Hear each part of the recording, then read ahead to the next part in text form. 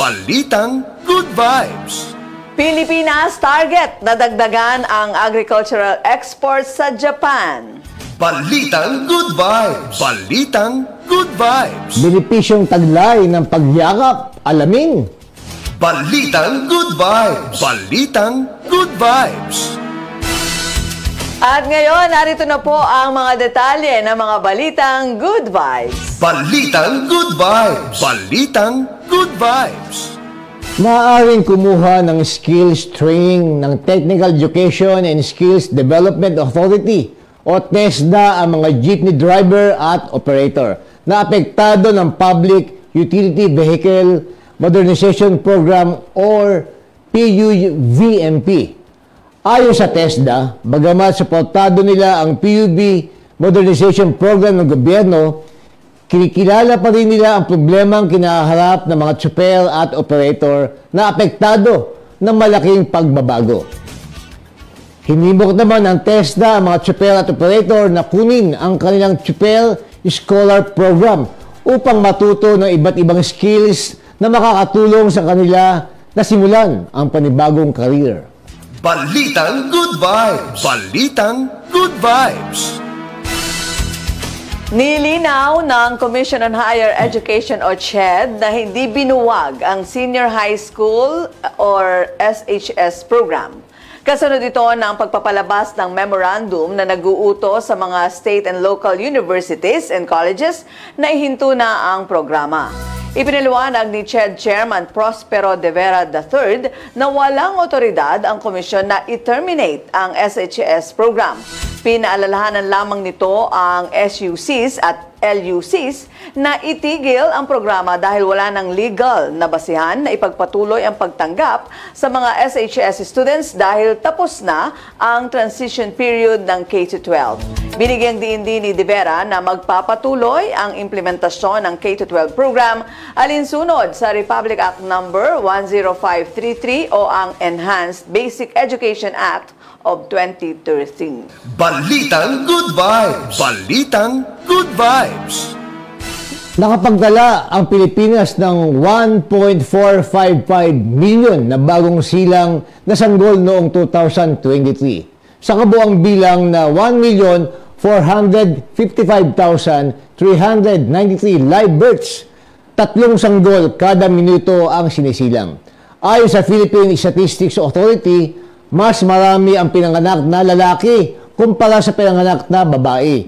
Karamihan ng mga registered birth ay nangyari noong September, sinundan ito ng Oktubre, Nobyembre, December at Agosto. Balitang Good Vibes. Balitang Good Vibes.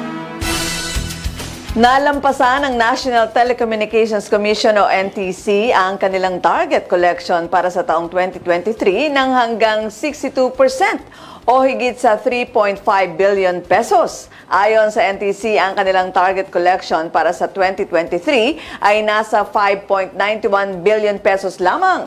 Ngunit ang kanilang nakolekta ay 9.43 billion pesos. Sinabi ng NTC na ang kanilang achievement ay pinaghalong effort ng kanilang mga tauhan. Ang collection target ng ahensya ay mandato sa Budget of Expenditures and Sources of Financing. Isang dokumentong inire-require ng konstitusyon at kinonsolidate ng Department of Budget and Management. Balitang Good Vibes. Balitang Good Vibes.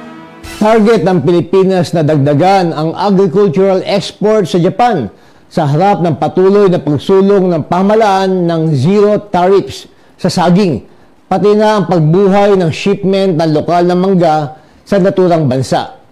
Nakikipag-ugnayan na ang Department of Agriculture sa Department of Trade and Industry upang makapag-secure ng preferential tariff rate para sa Philippine bananas na nanganganib dahil sa tumataas na shipments mula sa Cambodia, Laos, Mexico at Vietnam.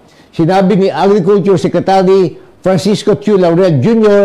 na magandang paunang oportunidad ang pag-review sa Japan-Philippine Economic Partnership Agreement o JPEPA para talakayin ang apela ng Pilipinas na babaan ang taripa sa saging. Hinihiling din ng DA na buhayin ang Japanese market para sa Philippine mangoes na malaki ang ibinaba mula ng ipatupad ang Japan noong 2011 ang mas mahigpit na sanitary at photosanitary standards, lalo na sa maximum residue limit. Balitang Good Vibes! Balitang Good Vibes! Sa iba pang balitang nakaka-good vibes, nakakolekta ang Bureau of Internal Revenue ng 2.34 trillion pesos simula Enero hanggang Nobyembre ng nakalipas na taon. Mas mataas ito ng 8.6% kumpara sa koleksyon na 2.16 trillion pesos na naitala sa kaparehong panahon noong 2022. Sinabi ng Department of Finance na parent agency ng BIR na ang magandang koleksyon ng Bureau sa unang 11 buwan ng 2023 ay maiugnay sa tumaas na tax compliance at tax enforcement drives noong nakalipas na taon. Ang pinaigting na operasyon laban sa illegal na kalakalan sa sigarilyo, vape at iba pang excisable articles, pati na sa matatamis na inumin, pabango at toilet water ang nagpataas din ng tax collection. Balitang Good Vibes! Balitang Good Vibes! Para sa balitang kalusugan, ang ibig sabihin ng ABC juice ay ang pinaghalong apple, beetroot at carrot juice. Ito ay mayaman sa antioxidants na tumutulong upang patibayin ang kalusugan, habang ang carrot at beetroot naman ay mayaman sa potassium na nire-regulate ang blood pressure. Kaya naman mabuti ang inumin ito para sa puso. Ang fiber naman na konstribusyon ng mansanas at carrots ang siyang tumutulong upang gumanda ang daloy ng digestion at naiwasan ang constipation. Nagtatagli ito ng vitamin C at vitamin A, kaya naman pinatitibay nito ang immune system at pinatatalas ang paningin ng isang individual. Balitang Good Vibes! Balitang Good Vibes! Attention mga kakampi, alamin natin ang mga maaring gawin ng isang tao, lalo na sa mga panahong nakakaranas siya ng stress, overwhelming situation o disappointment. Ang mga ganitong pakiramdam ay nakapagdudulot daw po ng grumpiness o kawalan ng interes sa mga bagay na karaniwang ginagawa o nagpapasaya sa araw-araw. Ito po ang maaari ninyong gawin, ang 10 minutong paglalakad sa park upang ma-trigger ang happy hormones. O ayan, malaking tulong din ang pagpapaaraw para sa produksyon ng serotonin, gayon din ang endorphins para sa mood-improving chemicals. Ayon sa mga eksperto, ang madalas na exposure sa nature ay mabuti para sa mental health dahil nababawasan nito ang stress kung saan nagkakaroon ng time ang isip na mag-unwind. Bukod dito, mainam din ang pakikinig ng music, panonood o pagbabasa ng nakatatawang video, maging ang simpleng pagyakap sa teddy bear. Balitang Good Vibes! Balitang Good Vibes! Mga kakampi, nais namin bahagi sa inyo ang benepisyong taglay ng pakikinig ng classical music sa ating mental health. Ito ay isang nakaka-enjoy na aktibidad kung saan ayon sa pag-aaral, pinabubuti nito ang memorya, gayon din ang mental well-being at nababawasan din ito ang stress ng isang tao. Sapagkat ang pakikinig ng classical music ay tumutulong upang mapababa ang cortisol levels dahil pinapakalma nito ang puso, kaya naman bumababa rin ang blood pressure ng isang individual. Maliban dito, meron din itong positibong dulot sa immune system sa pamamagitan ng pag-relax at pagpawi ng anxiety. Balitang Good Vibes! Balitang Good Vibes! Sabi ni Melay, makinig ka raw dito, partner, ha? Eto po mga kakampi, nais naming ibahagi sa inyo na mayroon ding benepisyong taglay ang pagyakap, lalo na po kung ito ay gagawin sa mga close friends, lover, at maging sa mga mahal sa buhay. Mabuti ito para sa mental health ng isang individual dahil ayon po sa mga scientist, nababawasan ito ang takot, stress, maging ang mga sakit na nararamdaman ng isang tao.